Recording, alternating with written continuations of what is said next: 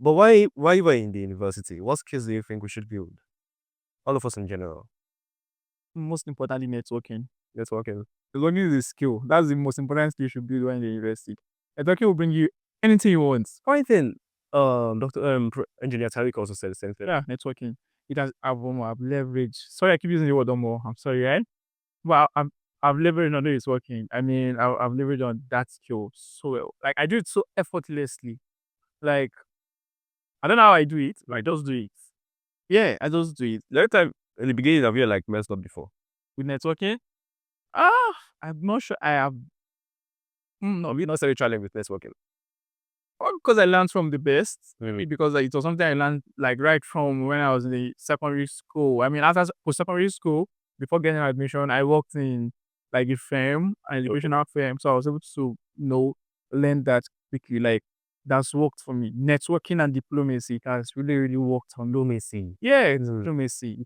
It's something I would always advise students especially in an environment like ABU's area. I mean, you have Cultural. you have diversity, you have people from different regions, cultures and all of that. And for me, ABU is like a mini Nigeria. I mean, something we need here. It's you have people, every local government represented in ABU. So imagine having a very good network across levels, right? It's easier for you to translate that into meaningful things. I mean, partnership, collaborations, and all of that. Outside the walls of ABU, I mean, there's a bigger life outside. You cannot go to any office outside ABU, maybe in Abuja or something, and you don't get to see an alumnus of ABU in those places. So that we already have that name. So it's easier for you to build on that right from school. How did it happen? Networking too. I mean, maybe it's not for networking, but people who know how to network, right? You build those things from here. You leave the four walls of the university and all. You are going after to the bigger world. I want to also leverage on that. I mean, I am someone who I'm always angry, right? When something is being discussed about and I don't have an idea, I feel so bad. I feel so bad. So most times I want to know something of everything. Yeah. I'm a medical person, but I want to know about law, which I think I know. I want to know about politics, right? I want to know about business, about finance, about things like generally, international relations and all of that. I want to know about sports. I'm with a friend and someone is discussing sport and I don't have an idea. I feel so bad, right? Right. Someone is discussing something I don't have an idea of. I feel bad and I want to pick note of what the person is saying, of what they're discussing. Next time they're discussing that, I wouldn't give him more points. I would have gone and done my research. I even know more than you do. And I will be the one lecturing you on that That's topic. earlier discussion we had, and I had no idea. Yeah, I feel so bad when I really don't have something to contribute in a discussion or in a conversation.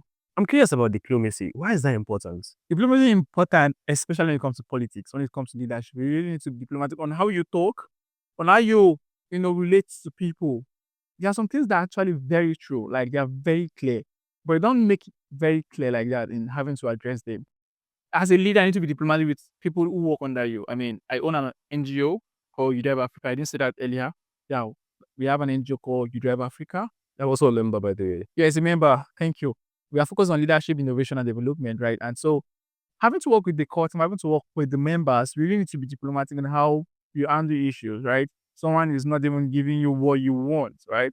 Someone is doing something else from what you told him to do. You really don't need to come out and start shouting at this person, right? You need to really be diplomatic on how you relate to this person. Oh, I feel you would have done this better. Oh, thank you, you've done this. But what do you think? Like, don't show ownership. I mean, allow people have that leverage. They should also feel important that, oh, this is my pain. I can own this. I mean, this is not just an organization that is just another organization. No, this is an organization I'm part of. Like, I mean, I'm a core member, I'm a member of this organization. So this is my own organization. They should own it. Like, so you really don't need to push them and say, oh, this is no, there's some things that are very clear, but you don't need to put them out like they are very clear. Right. So So that's I mean, diplomacy. yeah, they need to be too blunt. That's where diplomacy comes in, right? You are a leader, you're a president of maybe Nigeria or something, and there are things you want to say to a governor, you want to say to your ministers, not just come out and say this is, you need to polish some things, you need to massage their ego. That's a word I learned right from secondary school. Not a word now, massaging ego. That should be like a clause or a phrase or Mm. something. Yeah, that's something that sticks with me, and I've always used that. Diversity does not put people apart. Yeah, instead it brings people together. Creating diversity because it is diverse. I want to get to know what is really happening there. So I want to get closer to you to know. I mean, I'm a Nigerian, and so by default, I'm from a particular state, right? So that does not mean I should not get to learn the culture of someone from another state. Okay. So because it is diverse, I want to learn. Unity, we have, as at the last time we checked, we have over 250 ethnic groups, right? So because we are so diverse a people, that shows that we can use that diversity to be united. We can use that as a strength. But if you have people that same everywhere, I mean, there's nothing you want to learn from that. But because people are diverse, right? You have someone who is a Muslim, you have someone who is a Christian, you have someone who is an Hausa, someone Igbo, Yoruba. You want to learn what is happening in those cultures, so it brings you closer to those people. And I think that's what ABU is really doing. I mean, I think we are trying with that, right?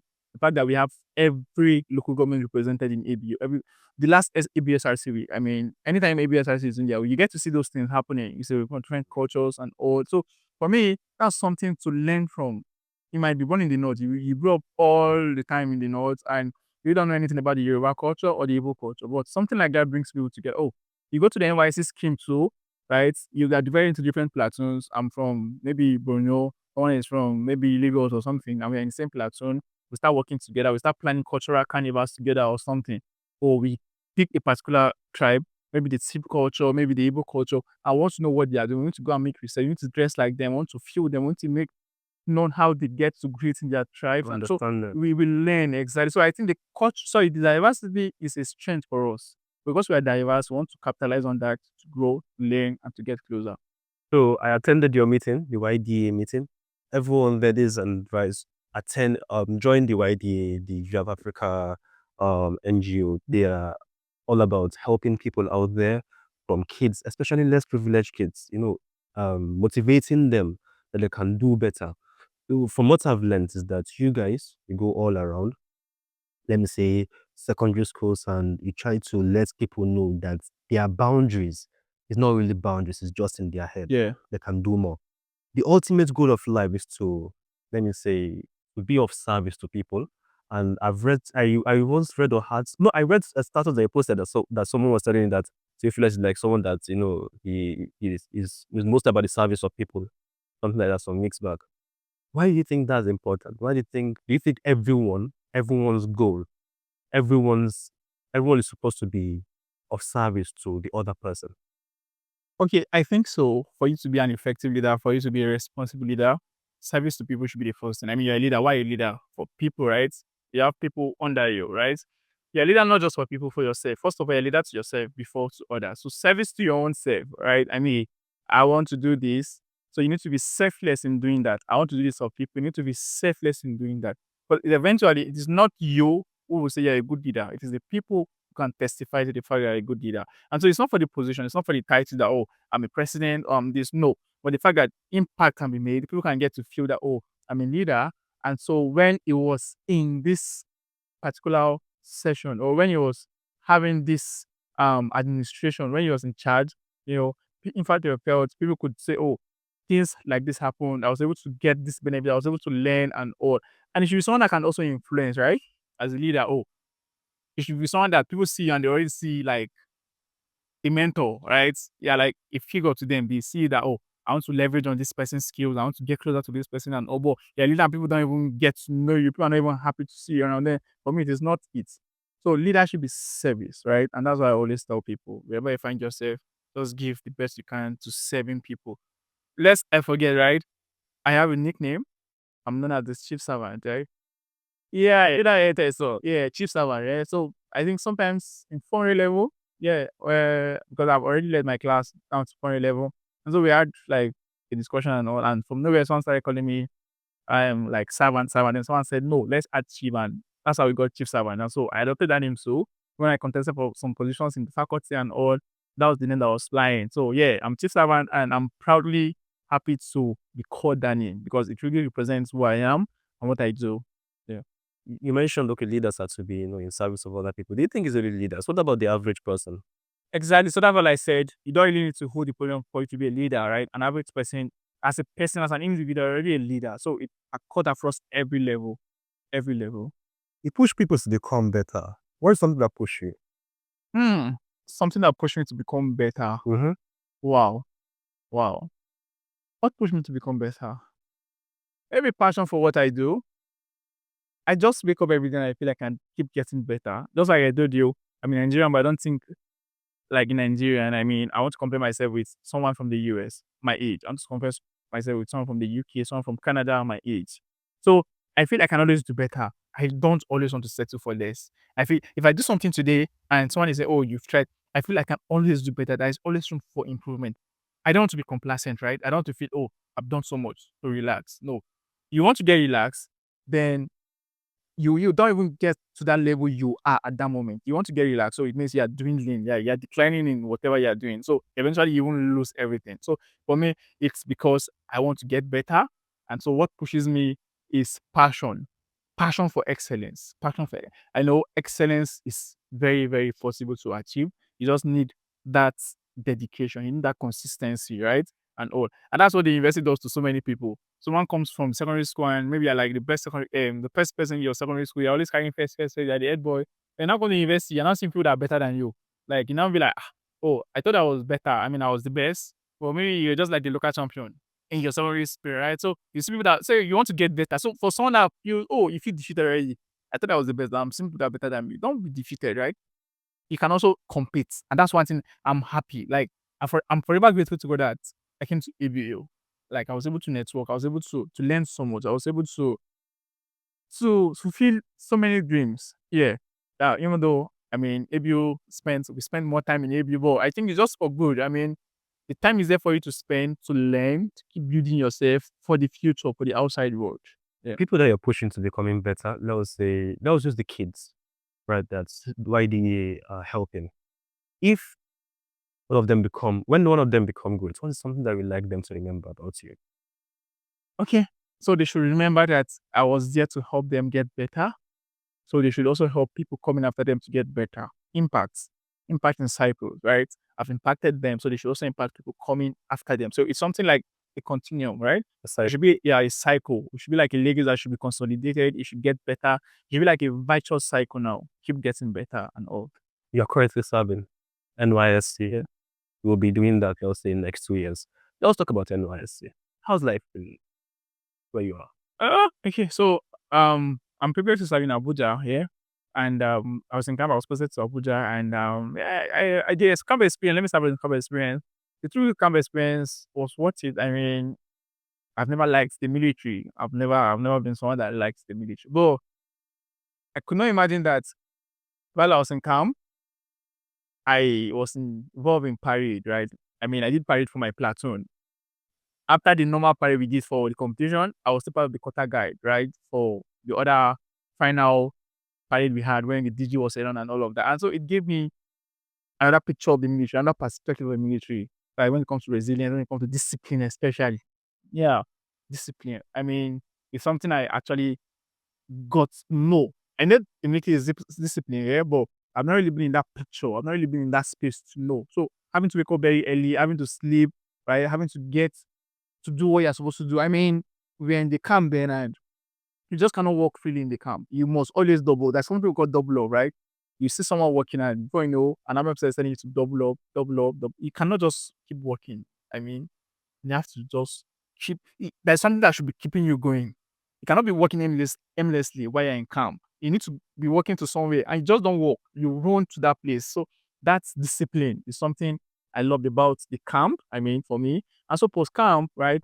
Having to understand how systems work. I mean, I've been in Abuja for some time now, but I think I got to know more while I was in camp about like the 6 local councils we have in Abuja and all of those other divisions and all of that. I got to know more about the NYSC scheme, right? How it works and the idea behind it. Obviously, I knew it before I went to camp, but I just got to know better, and I got to relate more to people too from different cultures. Like I told you, I mean, our diversity is a strength for us. I have friends from Benue. I met in Canberra. I had friends from Borno, friends from Lagos, friends from Enugu, Anambra, different places like that. So yeah, it was a good experience in camp and post camp. I'm just getting out there. So I trust it will also be a great experience. Is NYSC an avenue for escape from reality because of we're graduating, right? NYSC 1 year, a whole break. Is that break for fun? Or is there any way we can utilize that, as a way to grow ourselves? I think NYSC is the best place for you. I mean, if you didn't get it right in university, right? Best time to get it right is through your NYSC. Some people get angry, they get frustrated that, oh, I'm in final year and I didn't even do anything. Like I didn't network, I was not in any organization, I didn't want, I didn't get to know people. The next big time for you to do that is during your NYSC time. Because guy, like in 3 weeks, you have people from different states coming to the same place. They have thousands of people in the same camp with you.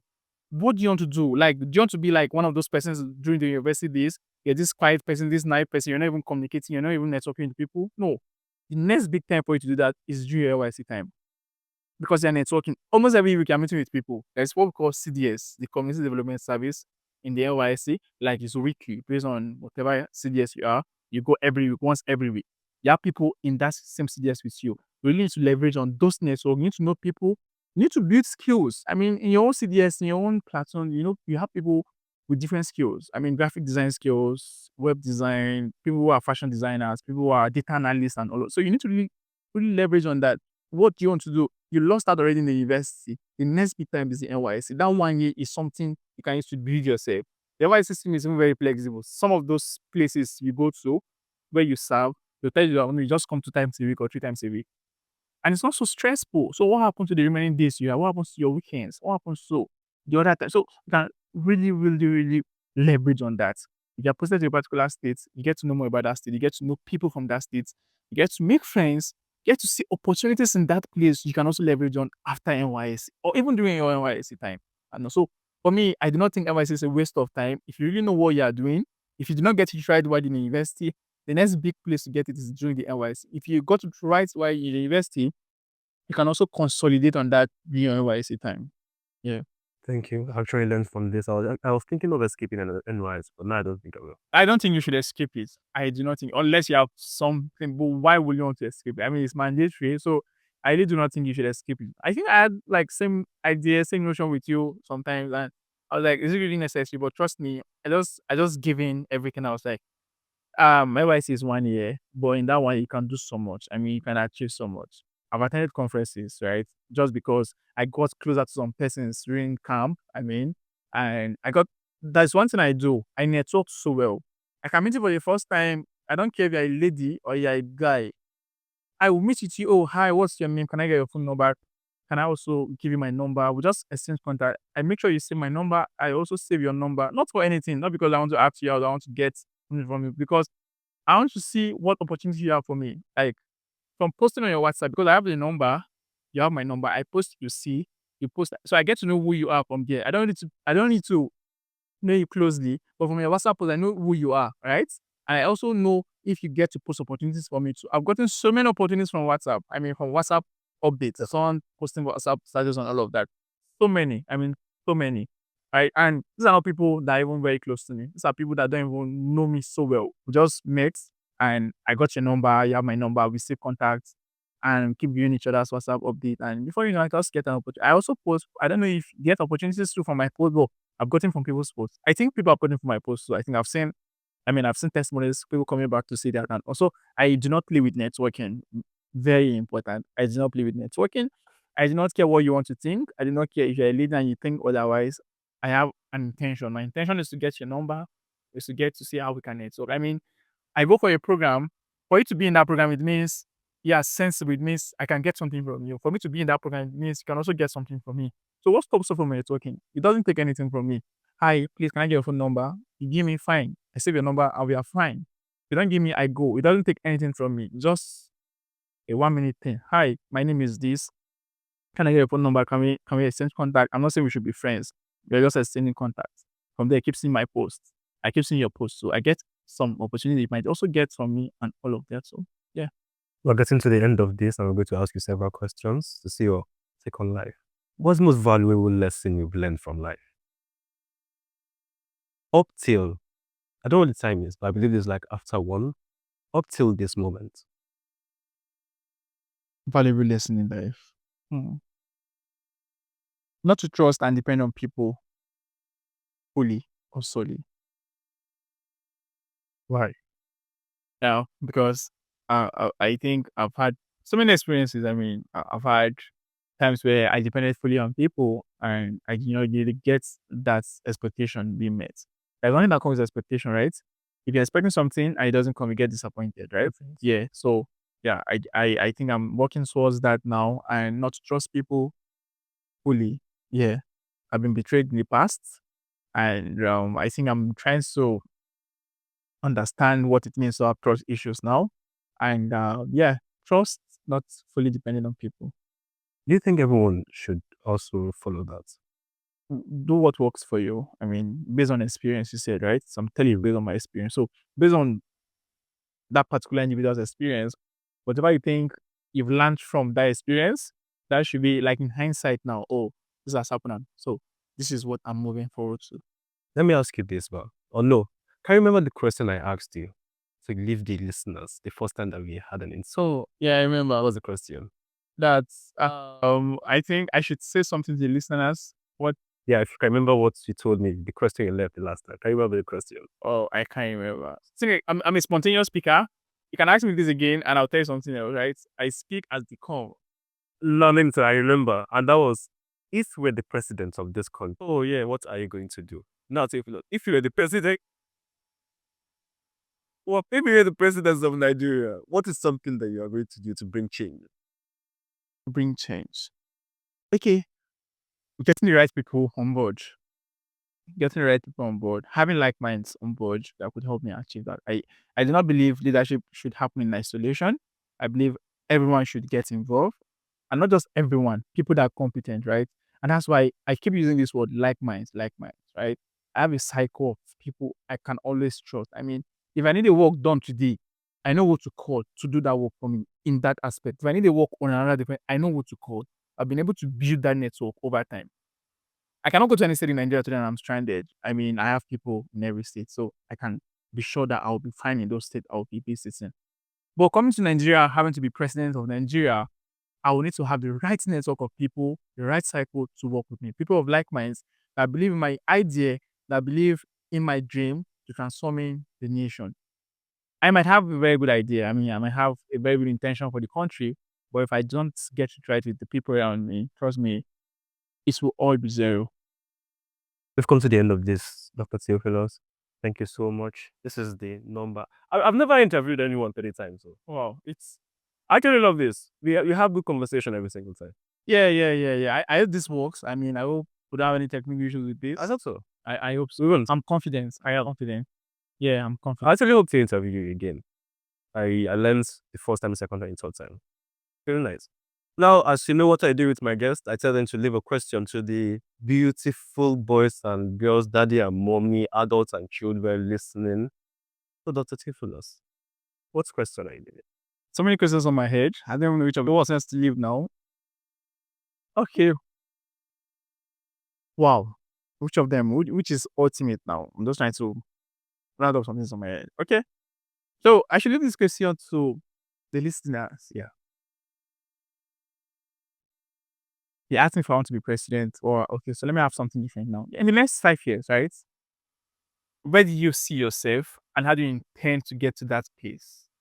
Yes, in the next 5 years. 5 years is not far. This is 2025.